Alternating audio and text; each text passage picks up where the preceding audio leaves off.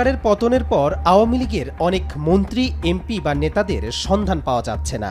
তাদের অনেকে দেশের বাইরে পালিয়ে গেছেন, কেউ কেউ আত্মগোপনে রয়েছেন এবং তাদের কেউ কেউ সেনা হেফাজতে থাকতে পারেন বলে ধারণা রয়েছে। কারা সেনা হেফাজতে রয়েছেন সেটি নিয়ে নাগরিক সমাজের মধ্যে রয়েছে ব্যাপক কৌতূহল। বাংলাদেশে শেখ হাসিনা সরকারের পতনের পর তার সরকারের মন্ত্রী এমপি থেকে শুরু করে অনেকেই আত্মগোপনে চলে যান। মঙ্গলবার সেনাবাহিনী প্রধান জেনারেল ওয়াকারুজ্জামানের বক্তব্য থেকে জানা যায় তাদের কেউ কেউ সেনা হেফাজতে রয়েছেন।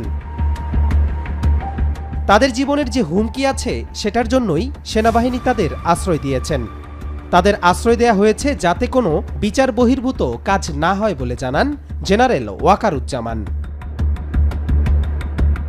5 আগস্ট শেখ হাসিনা ভারতে পালিয়ে যাবার পরপরই হযরত শাহজালাল আন্তর্জাতিক বিমানবন্দর হয়ে দেশ ত্যাগের চেষ্টা